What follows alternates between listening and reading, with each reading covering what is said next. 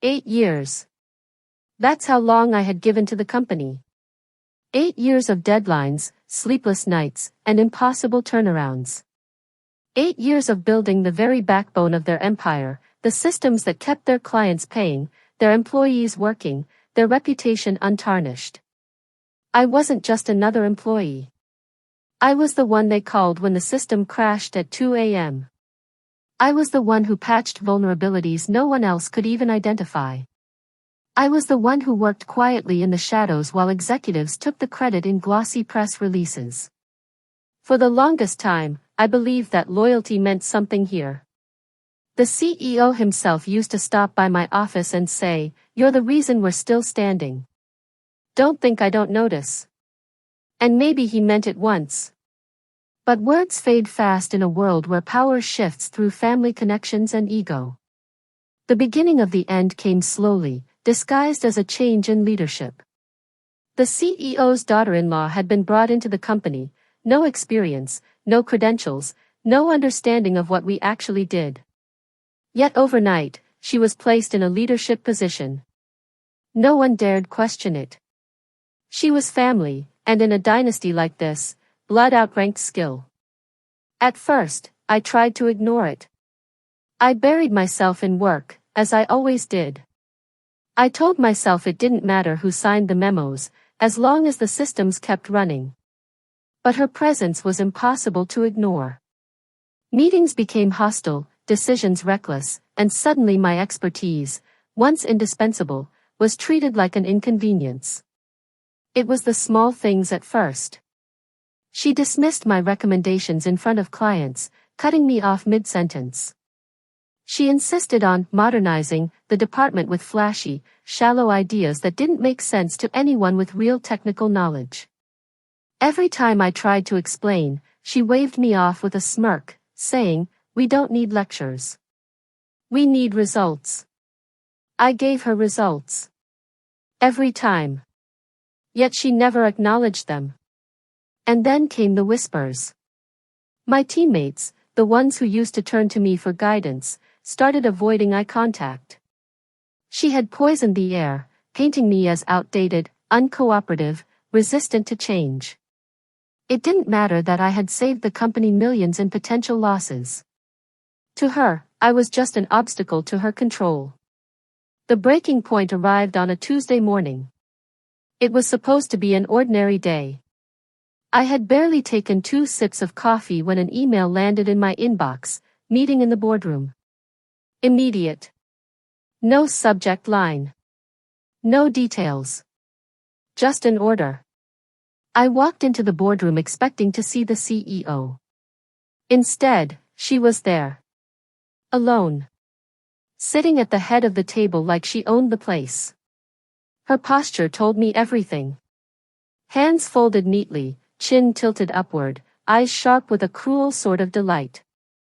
I stopped halfway into the room. "Where's the CEO?" I asked. She didn't answer.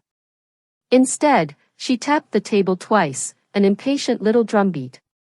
"Sit." I didn't sit. Something in me already knew what was coming. She leaned back, her voice smooth and venomous. "We've decided it's time to move in a new direction. You're no longer needed here." Just like that. 8 years, erased in one sentence. I felt a strange calm settle over me, like the stillness before a storm. "You're firing me?" I asked, though I already knew the answer. Her lips curved into a smirk. "Let's not make this harder than it needs to be. Hand over your badge and security access. You have 15 minutes to clear out." I studied her face. No hesitation. No trace of respect for the work I had poured into this company. Just arrogance, cold, unearned arrogance. 1,000 thoughts raced through my mind in that instant.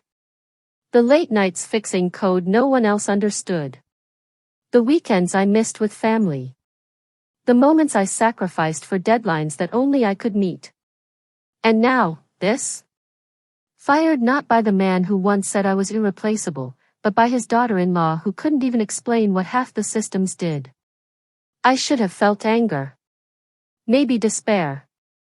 But what I felt instead was clarity. She thought she was in control.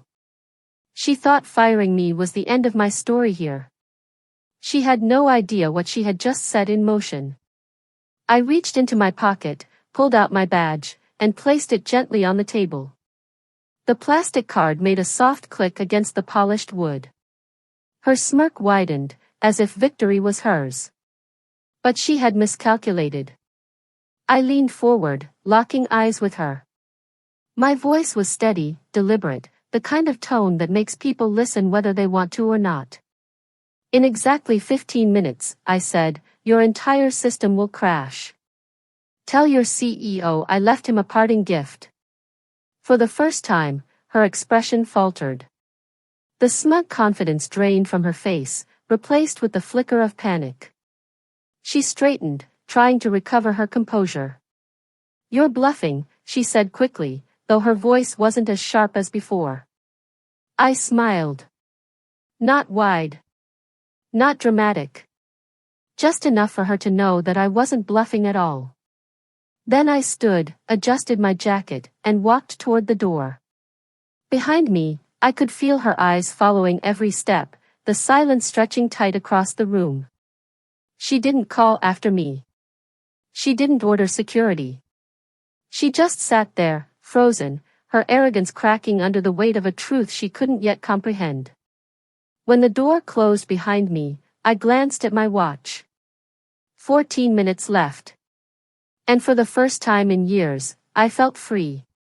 The boardroom door closed behind me, muffling the silence I had left inside. For a moment, I simply stood in the corridor, breathing steadily. My badge was no longer in my pocket, it was on the table in front of her, a lifeless piece of plastic that symbolized 8 years of loyalty, erased with a smirk. But that badge wasn't what gave me power. My knowledge was. The architecture I had built, the invisible web of connections, systems, and failsafes, those were mine. They had relied on me for so long, blindly trusting that everything would simply keep working, never once bothering to understand how fragile their empire truly was. As I walked down the hallway, my footsteps echoed against the polished marble. Employees passed by, some offering polite nods, others avoiding my gaze entirely. I could see it in their faces, they didn't know yet. They thought this was just another day. In less than 15 minutes, they would understand that everything was about to change. I stepped into the elevator and pressed the button for the ground floor. The mirrored walls reflected a calm version of myself, but beneath the surface, my pulse was steady with purpose. Not panic. Not fear. Purpose. The elevator hummed softly as it descended, and in that brief ride, memories flickered through my mind. Nights when I sat alone in the server room, watching lines of code scroll endlessly while executives toasted champagne upstairs. Early mornings when I fixed outages before anyone noticed, ensuring their empire never faced embarrassment. I had given them resilience, security, stability. And now, in their arrogance, they had decided I was expendable. The irony was perfect. The elevator doors slid open, spilling me into the lobby. It was busy with the usual morning rush, employees juggling laptops, visitors checking in, the receptionist smiling politely at newcomers. To anyone watching, I was just another employee heading out early. No one realized the storm that was already brewing above their heads. I crossed the lobby slowly, almost leisurely. With each step, I thought about her face in that boardroom, the CEO's daughter-in-law. The way her smirk had faltered the moment I spoke.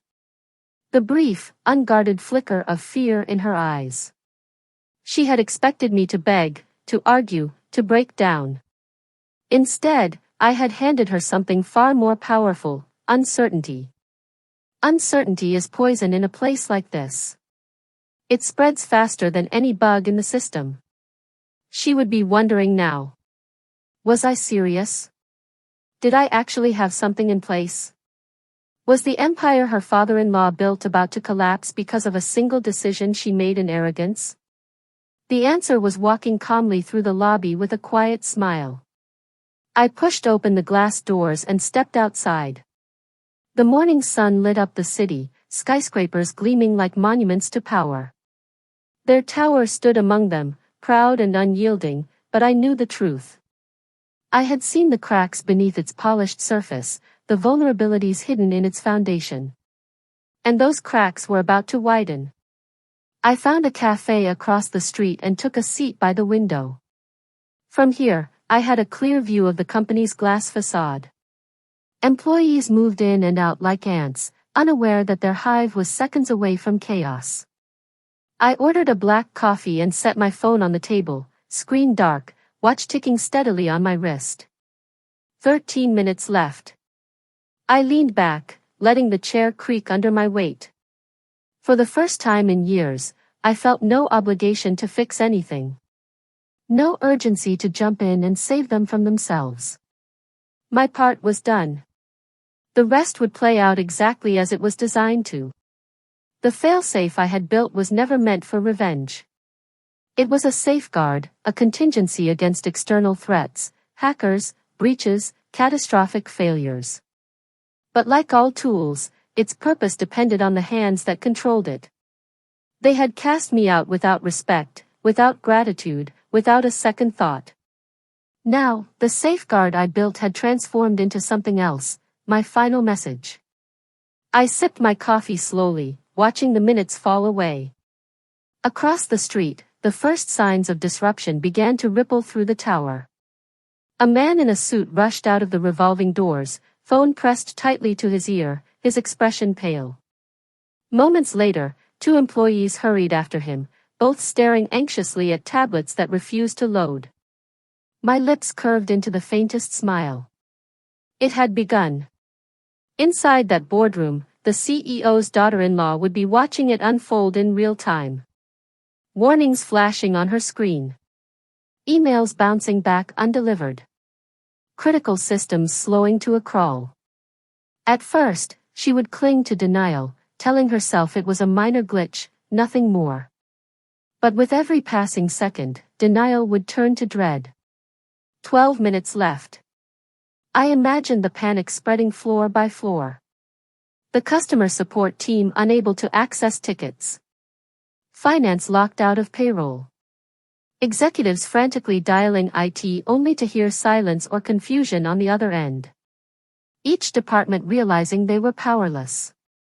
And in the middle of it all, her, sitting at the head of the table, no longer smirking, no longer confident, realizing she had unleashed a storm she couldn't control. By the time the CEO arrived, it would already be too late. The truth about power is simple. It doesn't belong to those who shout the loudest or sit in the highest chair. It belongs to those who understand the system. And I understood every inch of it. 11 minutes left. I finished my coffee and placed the cup gently on the saucer. The city moved around me, cars honking, pedestrians hurrying, but across the street, their tower pulsed with panic. People were spilling into the lobby now, voices raised, gestures frantic. A receptionist tried to calm a visitor who looked ready to storm out. It was happening faster than I expected. I tapped my phone awake, not to interfere, but to watch. Notifications buzzed across industry forums, whispers of outages, clients posting urgent complaints, smaller competitors already circling like sharks. Word traveled fast in this world, and the cracks in their empire were now visible to everyone. 10 minutes left. I leaned back again, letting the weight of the moment sink in. For 8 years, I had been invisible, taken for granted, overlooked. But today, my absence was the loudest voice in the building. Today, they would learn that loyalty cannot be discarded without consequence. The badge I left on the table wasn't just a symbol of what I gave them. It was a warning of what they had lost. And as the countdown continued, I savored every second of their unraveling. The cafe window framed the chaos across the street like a private movie made just for me. Their tower, a monument of glass and steel, once radiated control and prestige. Now, it pulsed with disorder. Phones were ringing off the hook. Employees rushed in and out of the revolving doors, their polished composure unraveling by the minute. To anyone else, it might have looked like a small disruption. But I knew better. This wasn't a glitch. It was the unraveling of an empire. 9 minutes left. The failsafe was elegant in design, unnoticeable, silent, buried so deep in the system that no one would have found it unless they had built the architecture themselves. It wasn't malicious. In fact, when I designed it, I had considered it an act of loyalty, a way to protect the company if disaster ever struck. A quiet guardian hidden behind layers of logic and encryption. But like every tool, its meaning depended on the hands that wielded it. They had taken my years of sacrifice and tossed them aside like trash. They had replaced me with arrogance, with someone who thought connections and family ties were stronger than expertise. Today, they would learn the truth. 8 minutes left. Inside that boardroom, I could imagine her pacing now, the CEO's daughter-in-law. She had been so smug when she dismissed me, so certain of her victory when I placed my badge on the table. Now, the confidence would be cracking, her calm composure eaten away by the growing awareness that I hadn't been bluffing. She would be calling IT. She would be demanding answers, her voice sharper with every passing second. But the calls would lead nowhere. The team was trained to follow my protocols, and without me, they would be wandering blind in a labyrinth. Every path they tried would collapse under them, every fix they attempted would loop back to failure. 7 minutes left. The first clients would be calling now, furious that their dashboards weren't loading, their data unreachable. Some would demand refunds. Others would threaten lawsuits.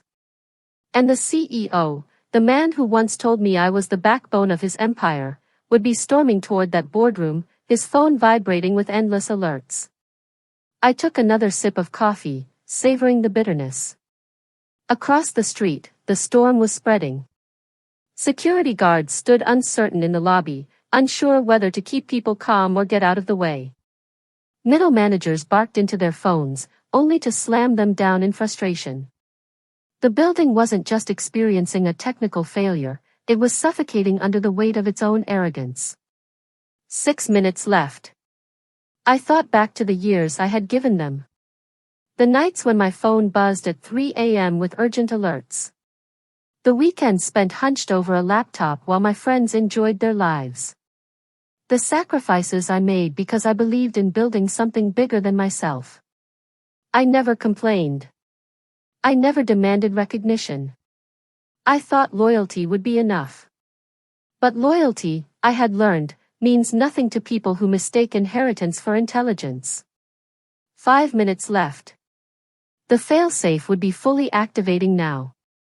Servers entering lockdown, data partitioning itself into protected silos, the entire architecture folding in on itself like a fortress. No external attacker could penetrate it, but without me, no insider could dismantle it either. It wasn't destruction. I hadn't destroyed anything. The data was safe, untouched. What I had built was far more devastating than erasure, it was denial. Denial of access. Denial of control. The empire was still there, perfectly intact, but locked away behind doors only I had the keys to. 4 minutes left. The CEO would be in the boardroom now. I could see it in my mind, the fury in his voice, the confusion in his eyes as his daughter-in-law tried to explain. She would stammer, throw out excuses, blame the IT team, blame me. But everyone would remember what I said before I left. In exactly 15 minutes, your entire system will crash. Those words would be echoing in his ears, louder than her excuses, sharper than any lie she could invent. And for the first time, he would realize the cost of arrogance. 3 minutes left. I leaned back in my chair, letting the cafe's background noise fade into nothing. My focus was entirely across the street. The building looked the same on the outside, imposing, powerful, but inside, it was breaking apart piece by piece. Trust eroded. Order dissolved. Panic bloomed like wildfire. 2 minutes left. A group of executives spilled into the street now, their polished suits doing nothing to hide the fear in their eyes. They barked into phones, tried to wave down cars, shouted at assistants. All of them had built their careers on the illusion of control. Today, the illusion was shattered. 1 minute left. I checked my watch. The second hand ticked forward, each movement crisp, deliberate, inevitable. The final countdown. 30 seconds. Across the street, I saw her. The CEO's daughter-in-law, standing at the glass entrance, her arms crossed tight, her phone pressed to her ear. Her face was pale, her jaw clenched, her eyes darting nervously toward the street as if she expected me to still be there, watching. And she was right. 15 seconds. She saw me through the cafe window. Our eyes locked for a fraction of a second. She knew then, beyond doubt, that I hadn't been bluffing. The panic that washed over her face was priceless. 10 seconds. I raised my cup in a slow, deliberate toast. 5, 4, 3, 2, 1. The tower's lights flickered. Screens went dark. Phones cut out mid-call. The building itself seemed to hold its breath as the failsafe locked into place, sealing every system shut. Across the street, chaos exploded. Employees spilled into the street in waves, executives shouted in fury, clients stormed out of the lobby. And at the center of it all stood the CEO's daughter-in-law, frozen in disbelief, her arrogance shattered into fear. And me? I simply finished my coffee, left a few bills on the table, and walked away. The failsafe had done its work. From the outside, their tower looked the same, glass glittering in the sunlight, a pristine monument to wealth and power. But inside, it was chaos. Systems had collapsed, data was sealed, communication channels were dead. What had once been a machine of seamless efficiency was now nothing more than a shell. And at the center of that storm was the one man who had never imagined this day would come, the CEO. He arrived 20 minutes after the first alerts, storming through the lobby with his security detail. Employees scattered like frightened birds, their voices hushed, their eyes averted. Everyone knew he hated incompetence, and today, the entire building reeked of it. His presence was larger than life, impeccably dressed, tall, with the kind of commanding aura that silenced rooms before he even spoke. For years, that aura had been enough to keep the company in line. But aura couldn't fix what was happening today. He didn't wait for the elevator. He barked orders at his guards and took the stairs, climbing floor after floor with fury boiling in every step. By the time he reached the executive level, his tie was loosened, his sleeves rolled up, but the fire in his eyes burned brighter than ever. The boardroom door slammed open, startling the handful of executives huddled inside. His daughter-in-law was there, standing rigid, clutching her phone like it was a lifeline. She looked smaller now, her earlier arrogance stripped away, her smirk replaced with pale panic. "What the hell happened?" the CEO roared, his voice echoing through the room. Silence. No one dared to answer. The IT director shifted uncomfortably in his seat, sweat beading at his temples. The CFO cleared his throat, then thought better of it. Finally, the daughter-in-law spoke, her voice trembling despite her best effort to sound composed. "It was him," she said. "He sabotaged the system. He said it would happen before he left." The CEO's gaze snapped to her, sharp enough to cut steel. "Who?" She hesitated, then whispered my name. For a moment, the CEO said nothing. He leaned on the table, his knuckles white, his jaw tight. The name hit him like a weight he couldn't ignore. He knew exactly what it meant. Because he remembered. He remembered the years when I had been the one saving his empire from collapse. He remembered the nights when he called me directly, bypassing every manager, to ask if the systems would survive until morning. He remembered telling me once, in rare honesty, "You're the reason we're still standing." And now, the reason they had stood at all was gone. "Explain," he demanded, his voice low and dangerous. The daughter-in-law scrambled to justify herself. He was outdated. Resistant. He refused to follow direction. I had no choice, he was undermining progress. I did what was best for the company. The CEO's hand slammed against the table, making everyone jump. Best for the company? His voice rose like thunder. The company is collapsing because of you. Her face drained of color. She opened her mouth to protest, but no words came out. The IT director finally found his voice.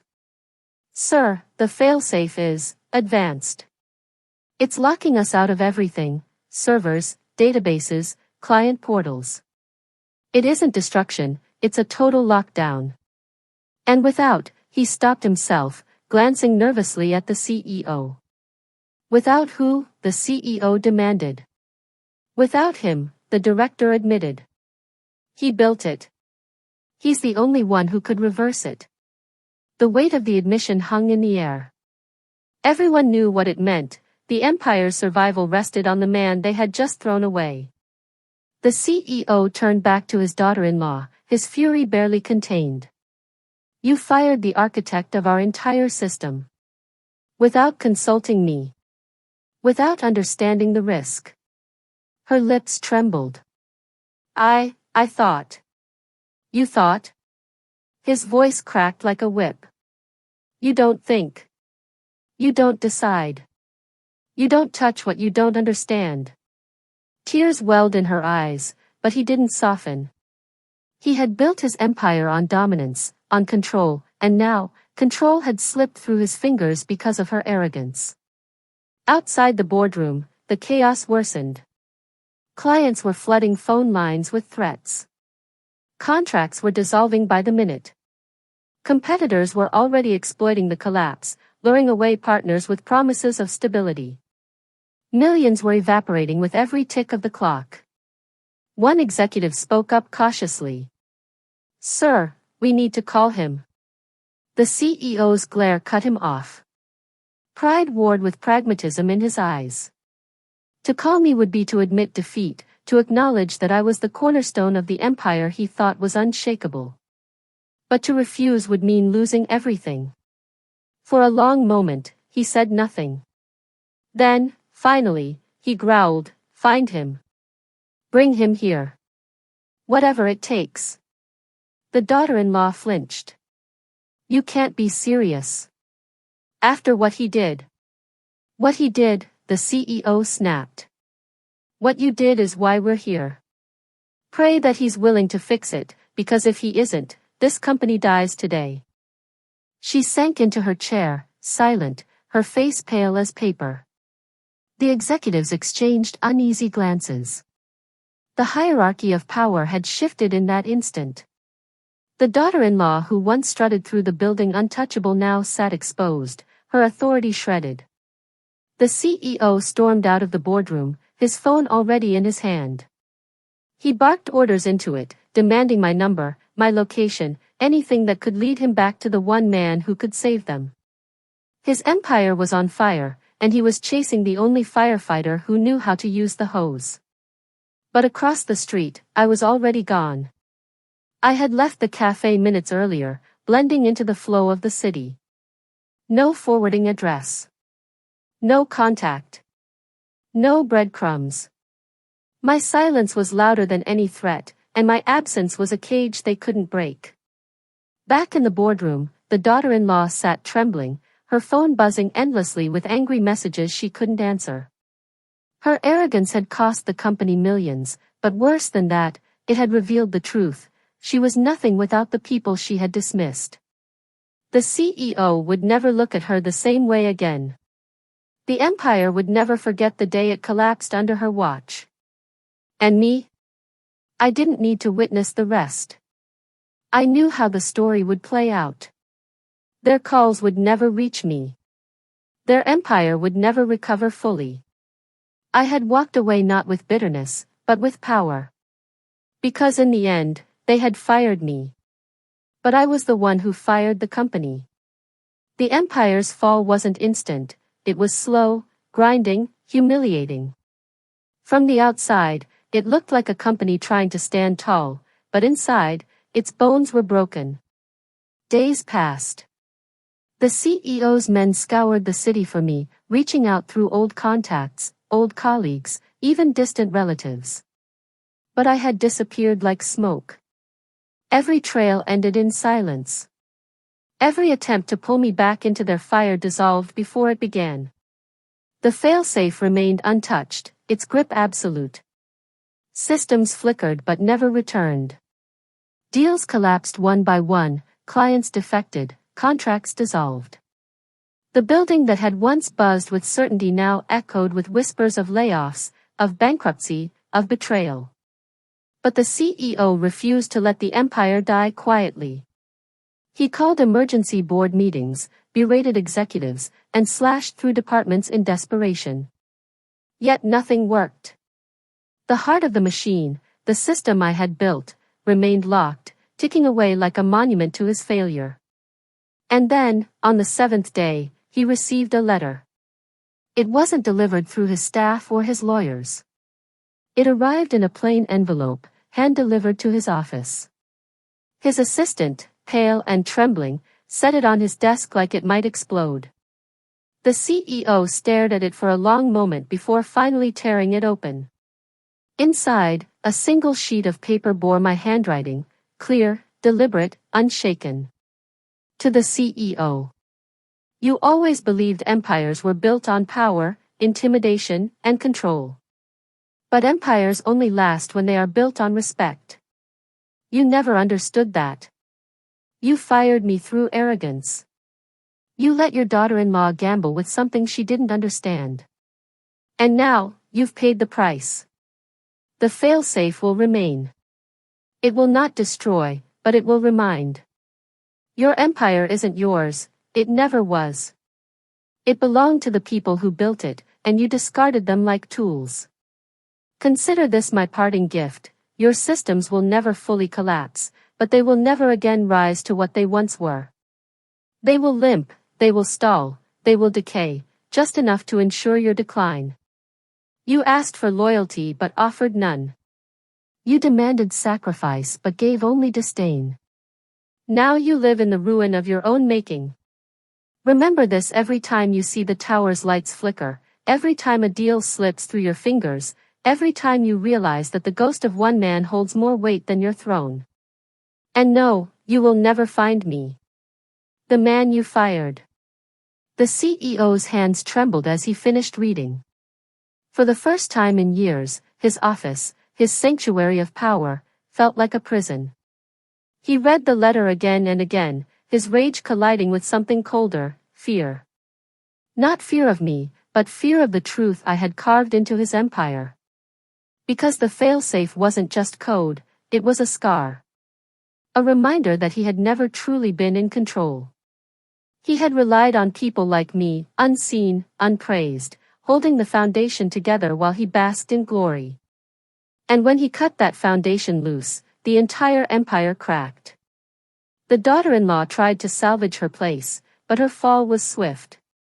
The board no longer trusted her, the employees despised her, and the CEO himself looked at her with nothing but contempt. She had gone from golden heir to poisoned legacy in less than a week. Rumors spread. Competitors circled like vultures. Shareholders demanded answers the CEO couldn't give. Slowly, inevitably, his empire began to shrink. Months later, the tower still stood, but it was no longer a monument. It was a warning. Deals were smaller, contracts thinner, staff leaner. The glittering company that once dominated the skyline now limped in the shadows of its rivals.